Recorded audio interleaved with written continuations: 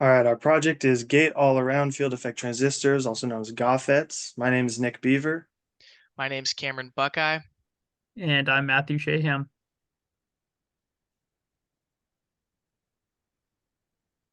So the key piece of technology that's allowed Moore's law to continue to this point is the development of more 3D transistors. So FinFETs were able to reduce the cross-sectional area of each transistor by using fins instead of a planar transistor. And GAAFETs are an extension of that, where it's just a single fin of a FinFET. And we'll look at the differences more in a second. So GAAFET really is an evolution of FinFET transistors, but instead of each fin containing just one channel, each fin will contain three horizontal channels, which are called nanosheets. So industries really move towards this nanosheet type of geometry because it has the best balance and performance that we care about. And as a result of having multiple channels in a single fin, it has a much higher transistor density than FinFETs. One really important point to note is that there is more contact between that gate oxide and the channel. All four sides of the channel are surrounded by gate oxide in a gate all-around transistor, which is where the name comes from.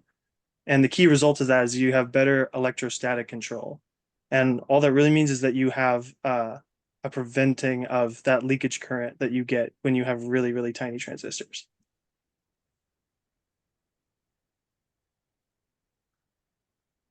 So the main benefits of GAAFETs in general, you have better electrostatic control, which again means you have lower power loss because of reduced leakage current. And those power gains have drawn a lot of interest from companies that have these energy critical computation, like in mobile devices or training machine learning models.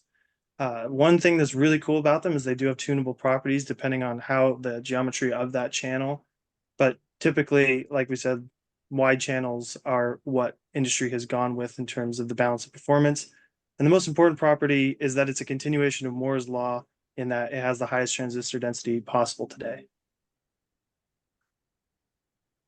The most important things we got to consider when we're looking into the processing are one, the nanoscale effects. So again, control over the short channel effects is what we're shooting for, but there's also other things in processing like variability and doping and deposition that we have to keep an eye out for because we're working on nanometer scales here.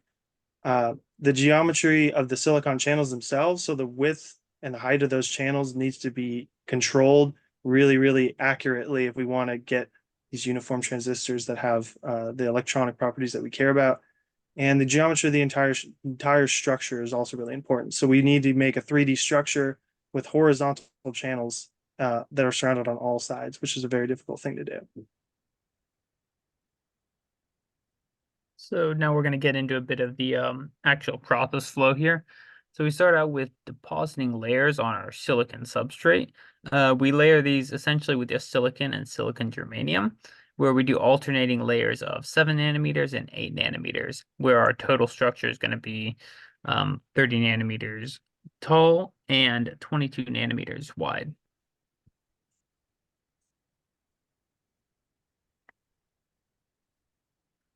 So after that, like I mentioned, we're gonna have this stack up and then we're gonna etch it down using CMP, chemical and mechanical polishing methods.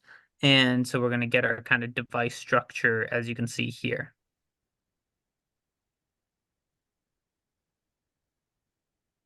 Next, we're gonna have some oxide layer placed on top of the structure. That's gonna be about 20 angstroms thick. And then we're going to use dry thermal oxidation just because that process typically is more precise, although it does take longer than wet oxidation, as we have talked about in the class.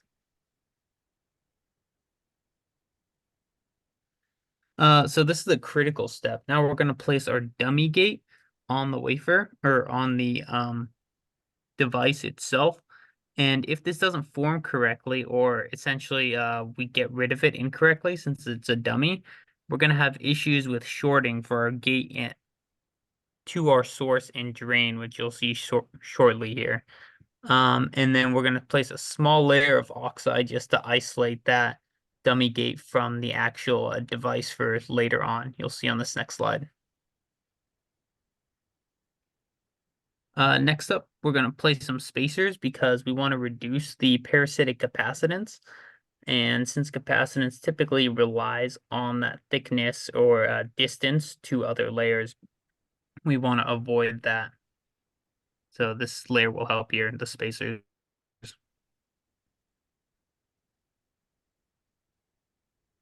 And then now we're actually going to add our source and drain, which are those two pentagon kind of shapes you see there.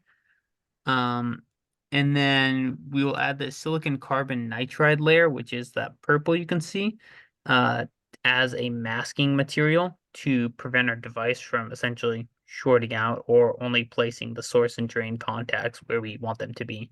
Once we place those are going to be doped with phosphorus. And then for an N-type device, and then we're going to do a rapid thermal anneal process to drive in those dopants essentially into the source and drain structures.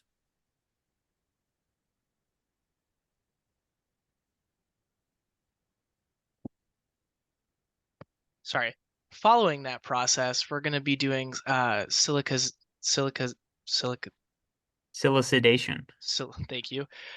Which is going to be silicon carbon and nitrogen, which is going to hard mask over the source and drain, which is this kind of pentagon looking shape that we have here.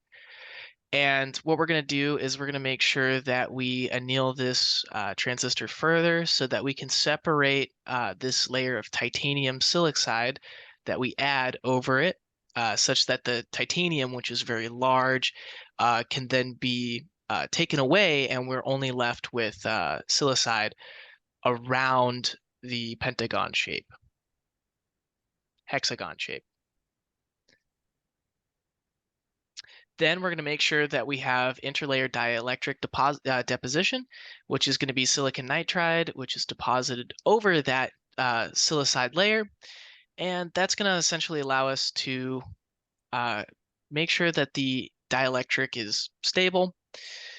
And then we're going to smooth it down with chemical and mechanical processing, which we're going to follow it up with the dummy gate and SiGe removal, or the silicon germanium compound removal. Which allows for these nanosheets to form over here off to the right, which is in pink. Note that they are in silicon. And then we're going to make sure that, well, everything is up to code. And we're going to add a few more steps where we're going to make sure that the high dielectric value is constant and the gate oxide deposition is laid. And we're going to do that by adding a thin layer of oxide and HFO2, and we're going to deposit that over silicon, and then this is going to form the gate oxide layers later and ensure that there's a high dielectric constant, which is going to prevent leakage current throughout the device and ensure that that current goes through the device so that the transistor does transist and there is not the same problem that would occur on a FinFET. Following that, in order to make sure that we have a successful transistor, we need to make sure that we add metal gate stacks and contacts. So what we're going to need to do is we're going to need to add a metal gate that is going to be 1 nanometer thin, and those gates or those layers are going to consist of titanium nitride and then tungsten. So there's going to be 2 layers. And then we're going to add the contacts, which is what's going to form our gate source and drain, so that we can add those electrodes.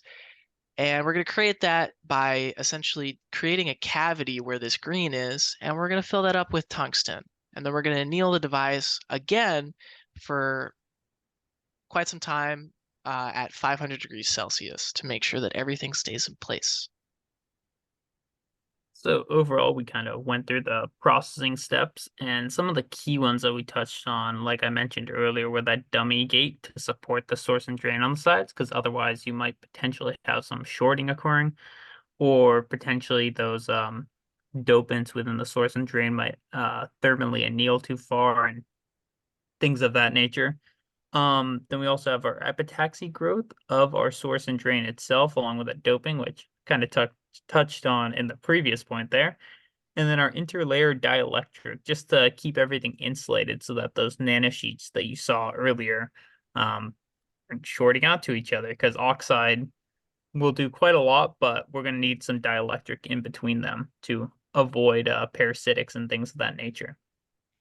Overall, some of the benefits we talked about with current handling capabilities. As you saw, the many different nanosheets there on the far right image, you can see 3 of those pink squares.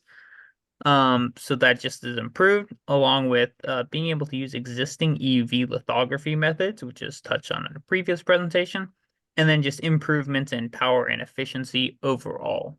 One thing I'd like to mention just finally here is just that, yeah, that dummy gate to support the source and drain, because if they fall over, that would be a huge kind of failure in the whole process, which you don't typically have with 2D structures. So one very key thing to note. And then last but not least, we got our references, I believe. Yeah. Thanks for watching. Cool. Thank you very much, everybody.